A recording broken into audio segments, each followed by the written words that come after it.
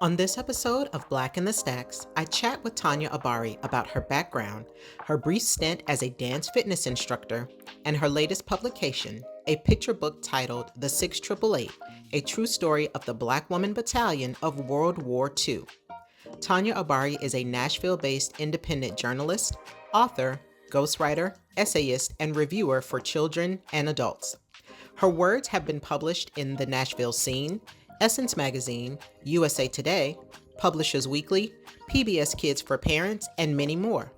When she's not writing, Tonya is discovering new places, dancing to an early 2000s playlist, homeschooling two children, and enjoying food pop-ups with her family, whose names also all begin with the letter T. Well, good morning. Thank you for joining me. How are you? I'm fantastic. I mean, considering, but fantastic. Thank you for having me here. Thank you. Thank you. I'm so excited about our conversation today. So let's just dive right in. Just tell our listeners a little bit about who you are, your background, your love of writing. Just who are you? Absolutely. So I am Tonya Abari, formerly Tonya Wells, born and raised in Baltimore, Maryland. Yes, I do love Old Bay on everything. I attended the University of Maryland at College Park. I was first a journalism major and then switched over to English literature and secondary English education. So I became a teacher after I graduated, and I didn't last that long. I was in the classroom for about 4 years in the DC metro area. And then after I left classroom teaching, I became a traveling humanities set teacher. So I was teaching young entertainers on the sets of movies and films across the country. And so I did that for a while. My first my first traveling gig actually with on location education was with The Wire. And I think there's no coincidence because I'm from Baltimore. So I worked behind the scenes on The Wire as a set teacher for the students who were there filming. And then after that, I kind of was soul searching because, at every point in our adult lives, we kind of get to these points where we're like, okay, what are we doing here? What do you really want to do? And I think during that time when I was freelancing as a set teacher and traveling, I kind of was like, well, let me get back to my passion, which is writing. I don't know how I'm going to get back into it. I don't know, what pathway to take, what road I'm going to take. So at that time, I jumped into just educational publishing because I had recently left the classroom and was still teaching. And so writing passages for curriculum and assessments for educational publishing companies. And then on the side, I was an independent journalist. I was reporting and writing features for publications independently. And I continued to do that. And then I had my daughter in 2015, my first child, and I was reading lots and lots and lots of picture books with her. Readers are born on the laps of their parents. And that's one of the things as a parent, a new parent, was like, I've got to get this right. So we read a lot, and lots of picture books. And I discovered, lots of holes, like, okay, where are our stories? Where are the histories that, I'm teaching at home and that I know about and would love to share with my children aren't printed, necessarily in books. And of course, since 2015, there's been an influx, a small influx of, especially stories that have our children represented in our backgrounds and our histories. But I was like, okay, well, Toni Morrison said, if there's a book that you want to write and it hasn't been written, you need to get on that page with that pen. And so there I kind of started learning about publishing, and it's been a long road since because I started from the bottom. Now we're here. That's But amazing. Yeah, that's such a checkered sort of like background, and all of it revolving around, still your degree and everything, right? But it's different facets that in the careers that you've had. That's very interesting. Um, Before we dive into why we're actually here, I do have one question. So I read on your website that you were once a part-time dance fitness instructor. You have to tell me about where that fell between like the writing and the freelancing, just like what was that like? What was that? Oh my gosh. Okay, so multi-potential like stand up. Like I have to say that I am just one who just loves everything. Like I love exploring. I love, learning new things. I am a scanner. So by nature, so I do a little bit of something, then I move on like to the next thing. And I do a little bit of something, I move on to the next thing. But at that time in my life, I was I've always loved dancing. Like I've always loved, I would be dancing in my basement. I would go downstairs for hours and put on Janet Jackson and let my body, rip and figure out ways. And I was like, okay, at that time, and then I'm gonna give away my age, but I'm a early 80s baby, elder millennial. So, at that time in TV videos and everything, I wasn't seeing folks that, were kind of thick dancing in videos and stuff. So I was like, maybe I don't have a career in it, but I can do choreography or something like that. So I've just always loved to dance. I tried out for the dance team in high school and in college, didn't make it, but was still, like determined, like, oh, I'm a dance. So when I got when I turned 30, I was like a gym rat. I love going to the gym. I just love taking Zumba classes, dance classes. And I was like, you know what? I'm here. I would be in the front and I would be the one in the front that's like body rolling and, doing all the extra stuff. And people are like, this is just a fitness class, but I'm up there like doing technical stuff. Right. And so I was just like, I might as well work here. Like I'm here all the time, every day. I might as well be up here getting the coins, teaching the classes. So that's how I fell into that. But as capitalism, once it gets attached to our hobbies and everything, it ruins it. So, having to clock in and be on a clock and, not having to show up every week and do that when my body was getting sore. Sometimes I was just like, okay, this is ruining it for me. Let me stop this before I don't want to dance ever again. So that's how that happened. And then also I was pregnant with my first child.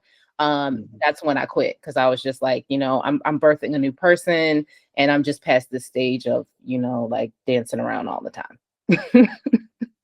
Cool. Yeah, I thought that was just so interesting on your site. And it was in like was it random facts, like how you have it laid on your website? Yeah, like random facts. And I, someone that I had been in community with had found like an old video of me because I was also in like dance fitness videos and like we were on QVC and all these places. Oh, wow.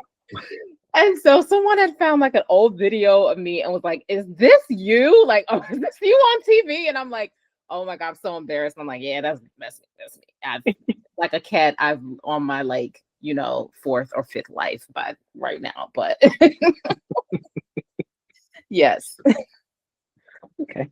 Well, speaking of your author life, we're here today to talk about your latest publication, which is The 6888, A True Story of the Black Woman Battalion of World War II. Can you tell us a little bit about those women, their significance in history, and how you were able to capture that in this picture book? Sure, absolutely. So I think, let me give you just a little bit of background about like how I came into the story, and like why I felt so passionate about telling this story. I was, home with my daughter. I had been laid off from my job right before I gave birth, and so kind of like pushed me into stay-at-home mom role that I didn't anticipate having because I was like, okay, let me just, we're gonna drop this baby, go right back to work, and there was no work. So, we were home and our thing was watching CBS in the morning. We would, get up during breakfast time and watch CBS. And I'm talking to her like she's an adult because I'm, talking about all the stories that are, coming across CBS and, singing to her and finding fun ways to just, get the words in her head because I'm thinking, hey, this is good practice and just good information feeding. And, she won't remember this, but like, maybe she will remember this. And so I watched the story of the ceremony where the women were honored at Fort Leavenworth, and 5 of the women from the 6888 were honored in Kansas, and talking about the sculptor who did the sculpture and also the monument that is in Kansas. And I was just like, wait a minute, okay, this story is like so important. Like, why are we not talking about this more? Because there's so many different layers to, what happened in this moment in history. These women were, at the time, there were not, discrimination laws in terms of the military. There were so many barriers that they broke and so many obstacles that they had to overcome by experiencing discrimination and racism at home, but then also being given a job to do that really connected folks in a humane, in the most humane way possible, connecting folks with their family members and our loved ones while they were away, so that they can have some type of morale and some sense of belonging in a place where they were just so far away from the people that they love. And so, I looked and, went down a rabbit hole. And at the time, there was a PBS documentary, a brilliant one that we'll talk about her later, but Miss Elizabeth Helm-Frazier helped to consult for the documentary. And then there were some, at the time, in the subsequent years after I saw the story, there were a few fictional novels that came out that were based on the experiences of the 6888. And so I just kind of went down a rabbit hole, and I just couldn't get this story out of my head. I even had a dream about it. And, I don't claim to be a seer or anything, but I am, if you're into zodiacs, I'm a double Cancerian, so I'm very empathic, and I'm very in tune to, listen spiritually to things that come my way. So if I'm dreaming about something, it's like, okay, make the move, make the move. And so I figured, I was like, well, how can I get this story into like the hands of young readers? Because young readers are, especially now, we're in a time where our history is, threatened to be erased, removed from schools, and libraries. And I'm in a state where, we're the 3rd banned book state in the entire country. And so I was just like, I want to pen this story. I'm writing for children. This is one of the stories that, I'm passionate about. And I'm military adjacent. I'm not a veteran, but I have family members who served in the United States Marine Corps and also the United States Navy. And so I was just, thinking a lot about also the nuances of, because war is complex, and it's very complex for children, right? But in this story is such nuance of what happens, behind the scenes of great conflict, what happens behind the scenes of, world conflict and world destruction. I'm anti-war, myself. And so I toggle between those things, but I realized that when learning about the story and writing the story, that there's so many other nuances that are just so important for our history and to share with our children. Because it was such a historic event, and I don't even think the women at that time knew just how important the work they were doing. I know they had some pride in it, and they were challenged because of the discrimination that they faced in the service and everything from the superiors, and they were given what many looked at as an impossible task. How are you able to take such an adult situation, if you will, and put it into in understandable terms for children? Because it is a picture book. Absolutely. And when doing this, I thought about myself, and I when writing any book, for children, any of the books I write, I think about myself and my children, and all the other children that I've worked with throughout my 18 plus years of, being an educator in different capacities. And so when I was younger, I thought about when I was younger, and I thought about just putting it in a micro way, how that situation is a microcosm of what we all go through at some point in our lives, right? I mean, even when we're kids, when we're 4, 5, 6, there's somebody, on the playground that tell you can't do the monkey bars. And you're like, who said I can't do the monkey bars? Like, who are you to tell me that I can't do the monkey bars? I can do the monkey bars if I want to, So at some point, even as children, they're experiencing these very same things on a microcosmic level, not, the exact history that they're learning about, but there's a connection there. And so putting these histories in a simple form, a digestible form for younger readers, so that they're reading about the history, but they're also understanding like the small nuances of what's happening. Like, these women are being told that, they are not able to do something, and they proved them wrong, and they did it anyway. And and these women wanted to serve, they wanted to, for whatever reasons, out of 855 women, I'm pretty sure that every single one had a different reason for why they wanted to join the military at the time. Maybe to take care of themselves and their families, maybe because they wanted to explore. There are a number of reasons why they could have, joined. But to understand as a kid that sometimes there are going to be obstacles in the way of accomplishing a goal or doing something that you said you wanted to do. But look at these women, and this is how they overcame, those obstacles. So I think that for me as an author, and I think, working with children a lot for many, many years helps me to compartmentalize, big ideas and shape them for young readers in a way where they can appreciate and understand and connect with what's happening on the page. I know that we've mentioned the title and the women involved, the 688, and so our listeners might likely be familiar with the battalion because of a recent movie that was let out. But I know a little bit about how publishing works, and I know that it takes a while. So from concept to print, can you give us like a timeline of how you got the book ready for the masses? Sure, absolutely. So the draft happened in 2017.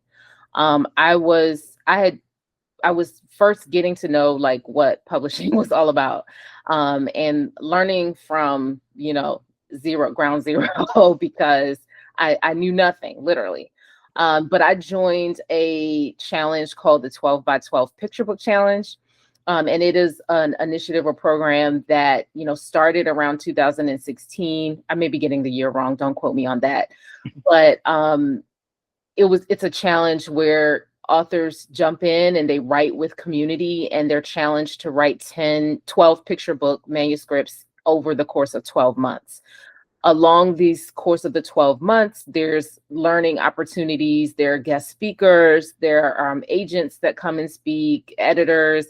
You get to critique your book with other writers who are, writing books and trying to be published authors as well. So it was just a really good learning experience for me. But that manuscript started in because I took that class in 2017. I didn't write the manuscript in 2017. I didn't write it till after I saw the CBS morning show. But in 2017, I always say, yeah, I started, the process, because I wrote 12 picture book ideas that I had. And then I revisited those year after year. And so when I went in and swapped out stories, or when I went in and swapped out narratives, after I saw the CBS morning show, that was one of the picture books that I had swapped out. So let's say 2000 and the end of 2018 to early 2019 is when the rough draft of the manuscript came together. A lot of folks don't understand how difficult it is to write a picture book. Picture books are really difficult because you're having to write a lot of information in less than 500 words, less than 1,000 words, and also have it grade appropriate. So that includes, having to do back matter and making sure that things that aren't covered in a general, picture book, there's pathways to be able to have extensions to the learning. And so, teacher brain. But so 2019 is when I had, a workable draft. I was looking for an agent. I have been querying an agent all of 2019 and 2020. I landed an agent in 2020. I feel some type of way about that now. That is 2025. I will not get into it. But in 2020, yes, you're right. Yep. So I landed an agent because I had sent a few manuscripts out to publishers, independent publishers, and one of the independent publishers liked another one of my manuscripts. It wasn't this one, but they liked another one. And so I was like, well, I don't have an agent, and I don't want to sign anything because I don't know what I'm signing. And I want to make sure that I'm covered. So she recommended an agent that she had worked with before. And so I met with this agent and I ended up signing with the agent. So, the 6888 was still, in the queue of things that she was looking at because she had all of my work, a lot of my work that she was like, okay, well, let's see what we're going to go out with. And the 6888 was the third book that went on submission. So I went on submission in 2020. I got a lot of rejections. A lot of rejections. And in 2021, the editor at HarperCollins gave me an offer to continue working on and writing the book. Yeah. And I think people, because we have the print on demand options and self-publishing, that I think that people have it in their minds that traditional publishing works similar.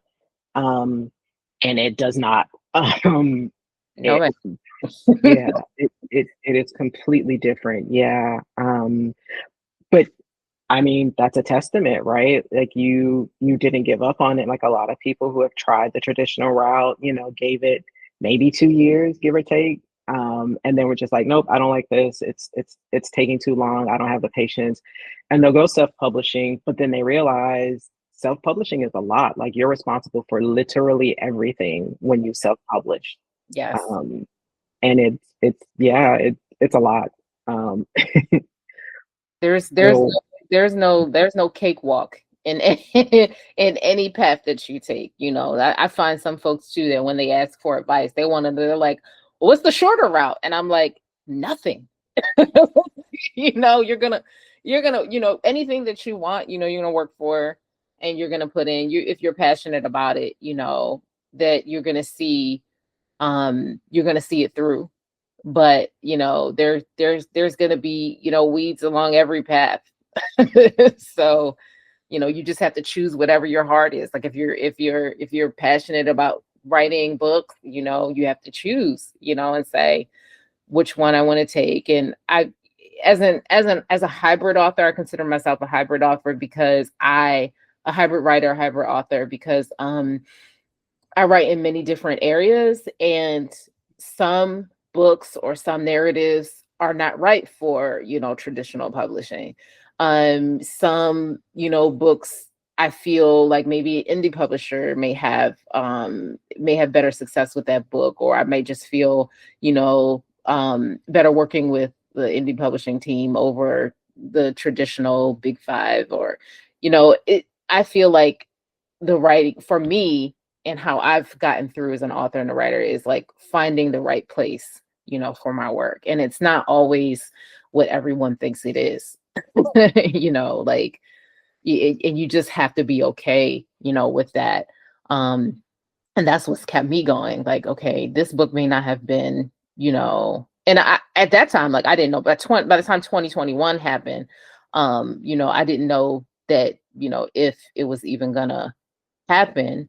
And then, also in the meantime, like when I'm working on these books and I'm trying to reach out, to the people, because I feel like there's a certain ethical storytelling where I want to make sure that I'm at least reaching out to the community that I'm the people that I'm writing about, and trying to find, family members and things like that. But I'll be emailing. I sent like hundreds of emails. People don't answer me back because they're like, "Who are you?" You don't know who you are. Like, Tonya Abari, who is that? Like, and so that was difficult too. But then realizing and settling in and saying, people write unauthorized, biographies all the time. And how many, books that I picked up. I picked up a book for Serena Williams for my daughter, and I'm like reading about the Williams sisters, and then I look at the back cover and I'm like, the author is not who, Yep. Yep. So it's complicated. There's a lot of, moving parts to, publishing a book that's just, I'm learning as I go, put it that way. Building the plane and flying it at the same time.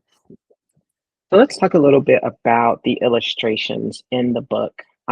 They are exquisite. They are beautiful, beautiful illustrations. And I know sometimes authors don't really get a say in who's selected for illustrations, but did you have any sort of sway in who was chosen for this project? And then can you tell us a little bit about the illustrator as well? Absolutely. And I'll have to say and echo your sentiments there. Like, it depends on the publisher and it depends on the team, whether the author has, any say or sway. And I have been really, really blessed to have been on teams where my input, counts towards, selecting an illustrator or being partnered up with an illustrator for the book. And so I was asked in the very beginning, what illustrators I thought would bring these words to life in a great way. And so I submitted my 5. These are just, and I'm not an artist, so that's not my ministry. I don't know the techniques and elements and all those things, but I know what I feel like looks good. Like I feel, like I look at a page and I'm like, oh, that's a vibrant page, or my kid loves this work because it's screaming back and it aligns to what the writing. So I submitted about 5 illustrators, and they all turned me down. So still getting rejections at every part of the process. So the illustrators, for various reasons, illustrators may turn down a project because they're just really busy.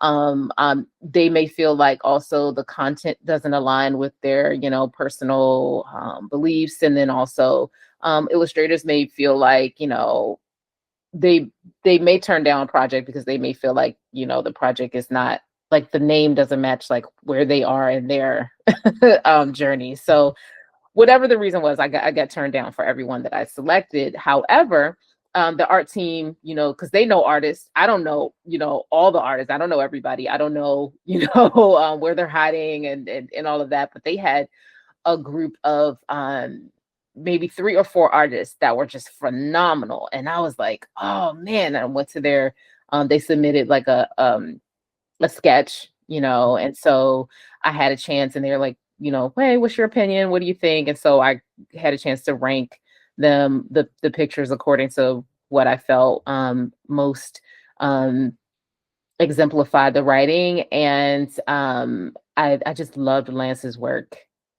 I love Lance's work. And I think at the time, Lance hadn't done a picture book before, but I was like, his work is like, he looks like he's been doing this for like years. And I was like, this is a story about, underdog, underestimated, told histories. Let's go with a name that we've never seen before. Cause I'm a name, that most people have never seen before. So let's do it. So Lance, and I haven't met him in person, just chatted online, because I'd be quick to slide in somebody's DM. I don't care if they say, hey, y'all not supposed to talk to the artist, it's kind of a separate project. No, I'm sliding in just to say, what's up, and just, let Lance know that I'm just an admirer of his work, his art, and he did a wonderful job with this book. I mean, my jaw dropped. I'm a crybaby anyway, as a double Cancerian, but I saw the sketches and then I saw the final art, and I was just in tears, like bawling. I was like, this is fantastic. Yeah. And for those listening, his full name is Lance Evans, because I know people, librarians, we gonna look up everything. That's what we do. Yes. Lance Evans. Hit him up, support Lance, follow, his work. He has another picture book coming up. I think one or two publishing in the next few years, but definitely support Lance. So Major Charity Adams Early played a significant role in ensuring that the mail was sorted and processed. Can you talk a little bit about what you learned specifically about her during your research? So Major Charity Adams Early, not only the thing that really stuck out to me when I was doing my research about the book, or for the book, and doing my research, I'm a very human stories mean a lot to me. Little things that people do to help others feel human, especially now, I think are important, and that needs to be highlighted. What didn't make it into the book was her own, because as a picture book, you can't focus on 1, 2, 3, 4 people. We talk about the story collectively, and it's an introduction. But in my research, for her as a leader and being in the position of stewarding a project and just being the face and the front woman of all of these women who were there for different reasons, from all walks of life, from all over the country, and just being the support that they needed along the way. Even little things that, I'm not sure, my memory is terrible, but I'm not sure in the movie. But when I found out that, like, she opened up a salon, so that these women could, feel beautiful. You're in a cold, like, dark, hangar, and you're sorting through mail for hours and hours every day. But we're going to have these things where we build camaraderie and we support each other as a community. I think that was one of the most fascinating things, that when I read about her, that spirit of that community spirit and that spirit of standing up for and leading these women, I think was a powerful, and I feel like, that spirit was in my writing. Like, I'm thinking about her being a decorated officer, like all of the firsts that she accomplished too, in the face when no one else is doing it. Like, no one else is doing this, and you're making history. She likely did not even know at the time. Like most of them didn't. Like, I don't know, I'm making history. I'm just, walking and doing what I'm supposed to do and fighting a good fight. And just being a walking piece of history, and learning more about her individually was just very inspiring for me as I drafted this manuscript, as I revised the manuscript, and as I'm thinking about how it's going to reach children. The film, and then now reading the picture book, her leadership absolutely came through, definitely, for like that troop camaraderie and strength and resilience and support, that just, I feel, I mean, as a Black woman, it just kind of comes naturally to Black women to want to immediately establish and have community. And I think that's what lent the battalions, or what came out of and turned into the battalion's motto, which was no mail, low morale. Yes. So you're involved with a letter writing campaign that you've partnered with Miss Elizabeth Helm-Frazier, which we spoke about a little earlier. That letter writing campaign created and is a powerful and symbolic connection between the unit's original mission and its final bid for national recognition. Like how did you come to be involved with the letter writing campaign with Miss Helm-Frazier? That's me sliding into folks' DMs and emails. She had been someone that I've been trying to, contact for a while. And I won't say how. Trade secret, trade secret. Don't do that. Yes, yes. But I, had been emailing, and Miss Helm-Frazier graciously, emailed me back and invited me to talk and have a conversation. And I told her and explained, writing the book and helping in the mission to, because she, along with so many other people, have been doing the work to keep these women's stories alive. And as a steward of keeping stories alive, I think, it's a spiritual mission of mine too. This is soul work, writing stories and keeping them moving. And so when I talked to her about, the USPS not accepting, she wanted to make it very clear that language is important, and I love and appreciate when elders go ahead and check me.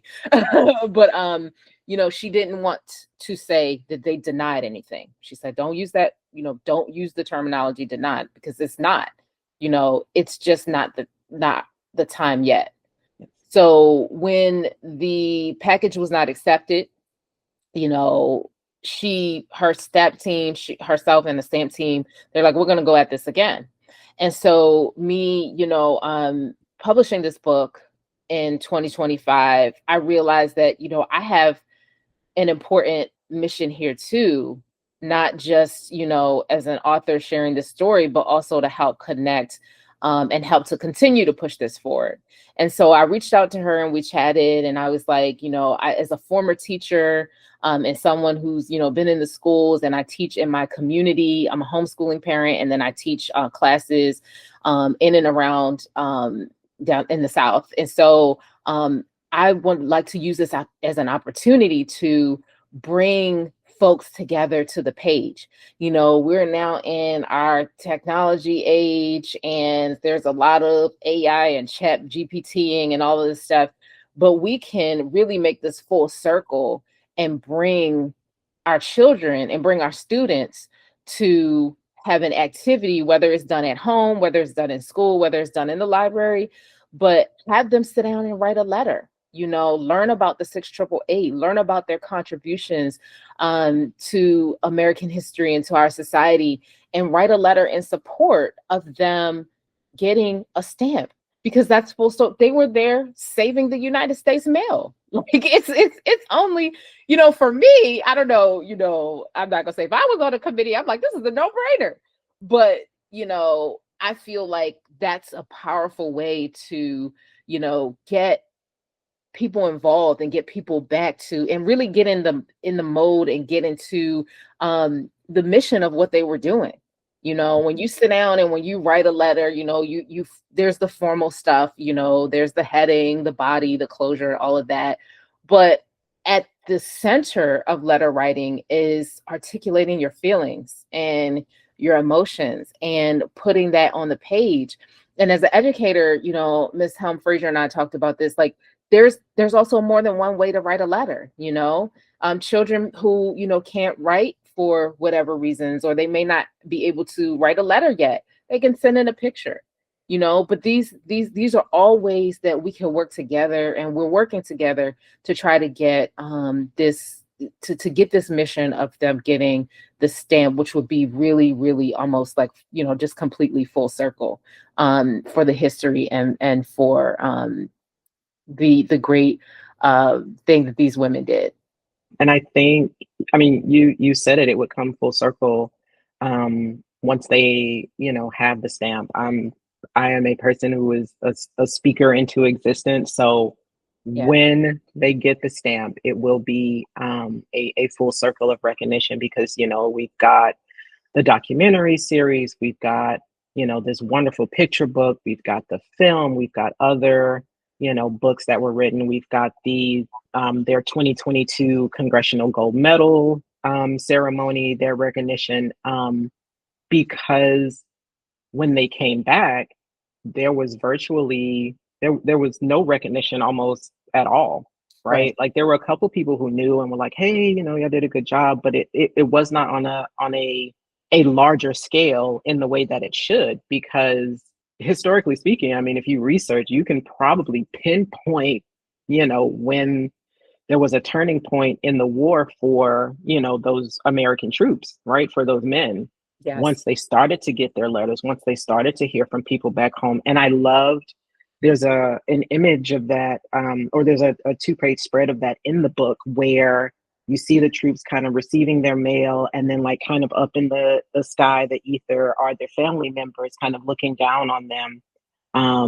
And it was such an amazing photo. Like, even if you didn't read the words that accompanied it, because again, it's a picture book, right? Like, as a parent or educator or, storytime librarian, you're reading the words, but the children are looking at the pictures and they're formulating their own thoughts and their ideas. And they may pick up like one or two words that you're reading, but the imagery there is what they're naturally going to focus on. And it was such a powerful thing to kind of read the words and then look at the image and then have that already in my mind and then reread the words, that kind of brought it all together for me in that, that pivotal section of the book.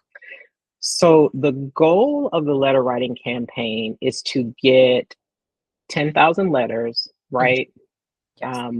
From the public, addressed to the Citizen Stamp Advisory Committee to directly address their requirement for a subject to have what they say has to be extraordinary and enduring contributions and widespread national appeal and significance, in order for their the unit's 2027 reapplication to even be considered. How can people listening get involved? Like, where does it just have to be addressed to the Citizen Staff Advisory Committee? Like, where do they send their letters? How do they get involved? Elizabeth Helm-Frazier and her team want to collect the letters first before and make copies of the letters and have a digital copy of all of the letters that they send. So they're requesting that everyone send the letters to a P.O. box in Bowie, Maryland. And once all of the letters are collected, in addition to, there is a change.org petition that's currently out right now. I think it has upward of 7,000 signatures the last time I checked. But, for adults, you can sign the change.org petition, because that is, you have to be 18 or older to sign a change.org. And so this piece, the letter writing piece, is specifically for our younger folks who are, and it could be anybody can write a letter. Parents, caregivers, adults, you write the letters too, if you want to handwrite a letter, because I think letter writing is a great activity for everyone. But specifically for younger folks, yes, they would like to collect all 10,000 of the letters, so that, yes, it could go towards their application to say, look, we care about this story. We want to see this live on through a stamp. Like this, this history, or this piece of history, especially because of its relation to the United States Postal Service and mail operation, is so important.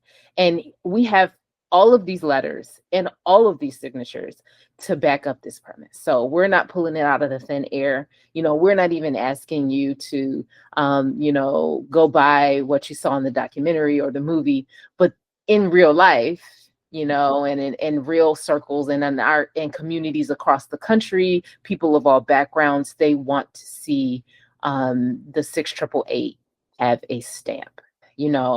I have never been I'm like, this is really testing me, because I'm not online to like go viral. I could care less. Like, I don't have a TikTok or any of that stuff. I really like writing and talking about my writing on my social media pages, but I'm looking at things that like go viral, rat beefs, this cyclical news, all this stuff.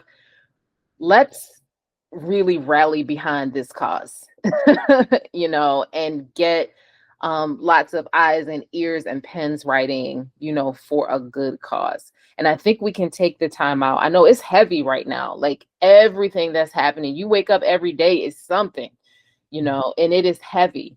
But finding our joy in learning about something that is very important to our history and writing a letter about it, it's just something that can also just keep us in our joy and keep us not focused on, some of the things that are happening, which are just like, oh my gosh, are we really on this timeline right now? So I think it's just important, to get the word out. I am, just word of mouth, right now. I'm not a marketing specialist. I'm not a publicity person. That's not my job. I'm a writer. I'm an author. One thing that you can do, even if you don't participate in the letter writing campaign, is to share it. Share it with an educator that share it with a children's librarian, share it with a principal, or share it with a family who, that may find this a great activity to do over the weekend. So the important part and how we're going to really get this out is by sharing. So, and 10,000, at first I was like, oh, that's really ambitious. Maybe I should take it down to symbolically 6,888. Let's do 6,888. But then I was like, no, we're going to shoot for 10,000. And, I know how, and I don't want to get woo-woo and spiritual and all that, but, I know when your heart is in the right place, when your soul is in the right place, you get 10 times fold. So, I'm shooting for 10,000 minimum. And I know that, through good people, through good folks like your podcast, Marquita, and just good folks just wanting to help get this story out, that it's going to be out there. I want to, before we sort of wrap up the episode, I do want to give Miss Helm-Frazier her flowers, because she's leveraged, her status as a decorated Army veteran. I'm gonna heavy on decorated. Let's do that. Decorated Army veteran. She's consulted on media projects and those things, which have led to this, grassroots stamp campaign. How do you think, like, the strategy of, mixing government level veteran advocacy through Ms. Helm-Frazier, coupled with the visibility that this book will have, in addition to, the other things that have already been out, how do you think all of that kind of contributes to cementing the legacy of the 6,888 for future generations? Yes, absolutely. It is, record keeping and archival. And, although there are many ways throughout history that our people have passed and saved stories, whether orally or written or through visual means, documentaries or photographs. I think that, every piece of an archive that we can do to help preserve this history is important, and in a range of ways. So right now, this book is a picture book. It's for young readers. There are novels that have been written, for adults, in a fiction sense. There are documentaries, there are movie, Netflix. So there's a myriad of ways in which the story is being told, and that all goes into the bucket of helping to keep it preserved, helping to keep the story alive. Again, I don't want to get too, woo-woo, but I will say, I think the spirit of the ancestors works through us to keep this history alive. And, by sharing and by allowing also young folks to, because there are going to be folks after us who need to keep this story alive, right? And so, what ways are they keeping the stories alive? I do in my workshops all the time with young people here throughout the country, like, you have a responsibility to tell stories. We're telling stories now, we're passing them to you. And then how are you going to pass them down to your family members or community or friends or school or peers? So in encouraging people and future generations to talk to their elders, get the stories while they're here. Like you said, give flowers while people are here. It's important. If you don't have, because I know some every family's not the same. You may not have, and me personally, like I didn't have a relationship with my grandparents, on both sides, but talking to other elders in the community, or talking to or volunteering, but just listening to their stories and passing them along and finding ways to share. I'm not on TikTok or anything like that, but I love that, these folks are coming up with digestible ways to get history out, even online in a digital way.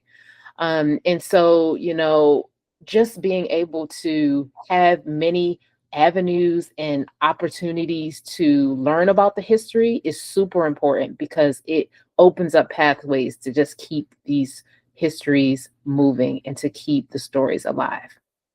That's a beautiful sentiment to kind of not quite end, but to sum up everything that we've talked about thus far.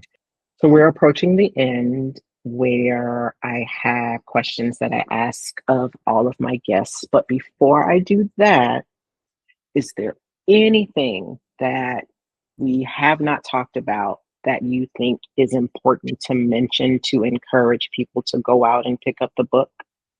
As I stated before, I'm in Tennessee. We're have the third most banned books in the entire country right now. There may be some folks who are, wondering why, this story is important. Like for us, it's a no-brainer. Why.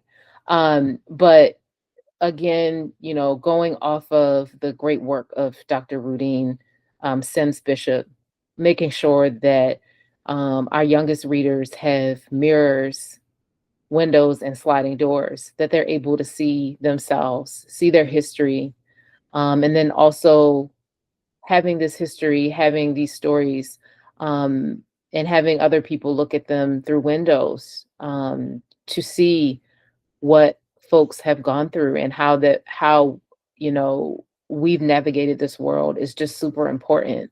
And so, I encourage you to get this book, not as necessarily, a lesson or, looking at it as an academic, okay, we're going to be here to teach something, but just to allow kids to experience the human emotion and the range of emotions from lots of different books, vary up your bookshelf. I have, the 6888. I also write, fiction books, and I also write, affirmations. I am very strong on showing the range of human emotion that we go through in my entire body of work. And so look at this as just a piece of the body of work, and get the book and read with your read with your young ones, learn history. And I really like what you said about giving folks their flowers. And to all of the family members out there, I was able to get in contact with a relative of Major Charity Adams Early, and a relative through the paternal side of the family. I tried looking for everybody. And there's Miss Denise McBride, who is the daughter of a 6888 member here in Nashville, that I've been, begging folks around town to introduce me to, but, haven't been successful yet. But one day, one day I will meet.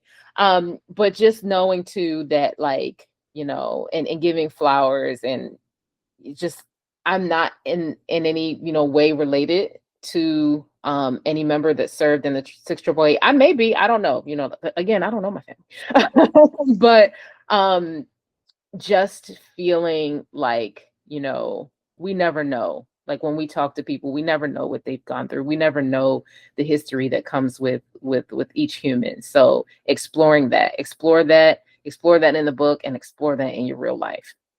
That's it. Awesome. Okay, so here we go. What role, if any, have libraries played in your life? Oh man, libraries are saving grace. I have to be, let me keep it real on 100 with the audience. I was not into reading books when I was younger. I love stories because my dad used to tell stories, and then I used to listen to Mary Carter Smith and Maria Broom on the Story Hotline in Baltimore. I would come home and listen to stories, but we didn't have books, a lot of books in our house. And so the library was the place where I found the books. And it was really in middle school when I was being bullied in middle school, and I was playing hooky, and there was a library across the street from Roland Park Elementary Middle School. And I would go in the library and hide downstairs. They had a children's section downstairs, and I would hide in a nook. And I would have to be there for hours, right? Because I'm cutting school and I don't want nobody to see me. And so I'm hiding in the nook and, reading books. Like, okay, now I'm reading books, like reading about all kinds of stuff, birding. And I was like, wow, it was like this grand discovery, like everything that I need to know is in a book. Like, what have I been doing? And so the librarian actually found me and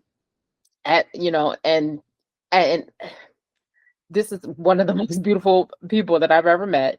She walked me across the street, to school, and had the principal, call my parents and everything. But she told the principal, she's like, don't, she's not in trouble. She was in the library. She was over there reading, she just lost track of time. Wink, wink. And then she introduced me to a journalist and who was a teacher at my middle school that I had never met.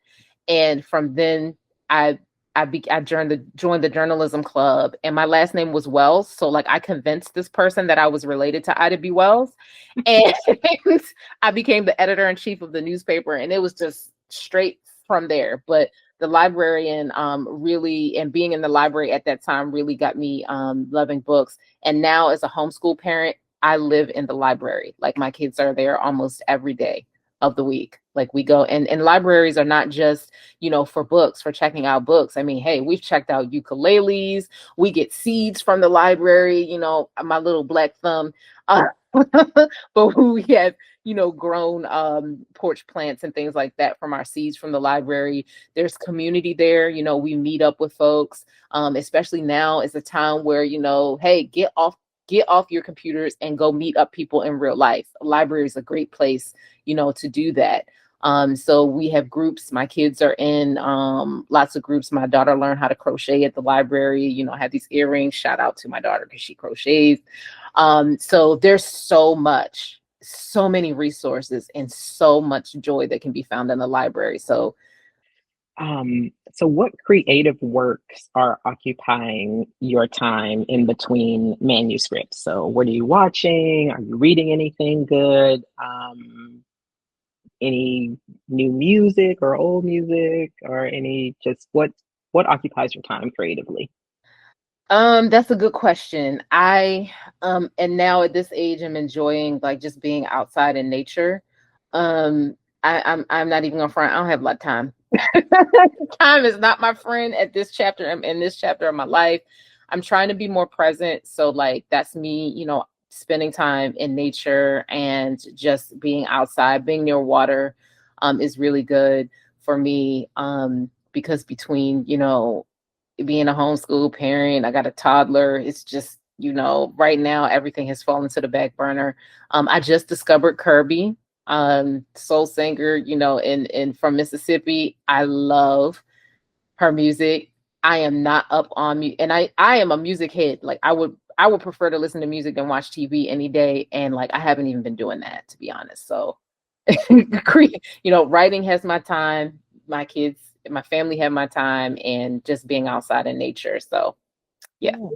Your creative works are occupying your time. Yes, my own. Which, for me too is like it. Like I said, it's really like spiritual soul work. Like I'm working my next book coming out. Well, I have a few more picture books, and then I have a YA crossover that will be publishing in 2027, entitled "The Shape of Water," and it's about how Black folks are deeply connected to water, politically, socially, economically, and so I've interviewed hundreds of people for the book, and when I tell you, I'm so fascinated every time I talk to someone. It's like I'm talking to like fourth generation oyster women. I'm talking to people who work with sharks every day, scuba divers, and it has just really been like, like feeding me in a way that I haven't been fed before. And I think that's important, like when you're working on something, to be excited about it. So my own creative works. Listen, you had me at sharks with your YA book, because anybody who knows me in real life and even online at this point, like sharks, you can't really see it in my necklace, but it's my name, but it has a little shark at the very top. Oh my God, Yeah. no coincidence. Shut the Sharks phone. are my thing. All right. What's the most surprising thing you've learned about yourself? I'm gonna say throughout this process that I've learned about, not only through this process but just in life, I've learned about my own resilience. I've learned about showing up in my most powerful self, and sometimes in situations that really that I have to push through. And so I've just learned that I'm divinely guided, and that everything is always okay. Because I will share that even throughout this process, this book, when I got notice that HarperCollins was going to publish it, I was actually in the hospital. I had postpartum complications. I had a blood clot and a stroke after I had my youngest daughter. And, I cried because I was like, now they want the book. I'm sick. Writing. I don't even know. I mean, I was just like all over, and I could barely even, I had to, come home and, learn how to walk and all those things. But at the same time, I was still, working on these projects. And so, reading and writing about the resilience of Black women, but really understanding that I too am resilient as well, and that I have great people to look up to, great people who I know in different realms are watching after me and making sure that I continue doing what I'm doing, because this writing has not been easy. It's been a path of, if we look at in history, Phyllis Wheatley, for me, Zora Neale Hurston, a lot of the challenges that they've had to endure and overcome as writers. But knowing that, I'm a scribe and I'm a storyteller, and falling into that truth, and knowing that I'm resilient through even crumbling industries, or, industries that are not very welcoming to people who look like me. So I've learned about my own resilience through crafting narratives about others, other Black women specifically. So, what's something you will always be proud of? I will always, and this is going to be very cliche, but I will always be proud of my children. I think that, they may not understand or see it now, but just waking up every day and trying my best and doing what I have to do, that I know that they are watching. And I see little even peaks. My daughter just she placed 20th in the top 20 of the Time for Kids reporting contest. And I wasn't really thinking about like all of that meant. And I'm just like, well, wait a minute. The fact that she like she's into the environment. She loves the environment. She's training to be a scuba diver, all of that. That's, her lane, but like she's also like wanting to write about those things. And I'm thinking to myself, well, dang, maybe, just maybe because I'm writing and because I'm doing that, she's just picking it up. She's interested because she sees me excited about it. And so that's one of the proudest things that I feel like I've done is just being excited and showing my kids, just showing up as myself. I'm not perfect, but giving them the space to explore, even in the world, even while the world is on fire, providing a space of joy and unyielding love and unconditional love for them is just something I'm really proud of. I don't think we could end the show any better than that. But before I sign off, if people wanted to connect with you further apart from this podcast, where can they find you online? Yes, so you can reach me at my website, www.tonyaabari.com, or you can catch me hanging out on Instagram at I am Tabari, IAMTABARI. All right. Well, again, this has been amazing. I always go into, these interviews with people just open-minded and excited. And I am always super happy that whatever expectations I have of like positivity and how things are going to go, they're always exceeded. They're always exceeded. Yeah. So this has been great. And I've enjoyed talking with you. Yes, likewise. And thank you. And I also want to say that you're just a fantastic interviewer. This felt more like a conversation, than an interview. And that's very important, when interview, because it's a part of the authentic storytelling. Like, we're talking, like we're just like I know you for a lifetime. Right. So thank you. Thank you. Thank you. You can send your letter of support for the 6th AAA Battalion to the Stamp Project, Attention E.A. Helm-Frazier, P.O. Box 616, Bowie, Maryland 20718.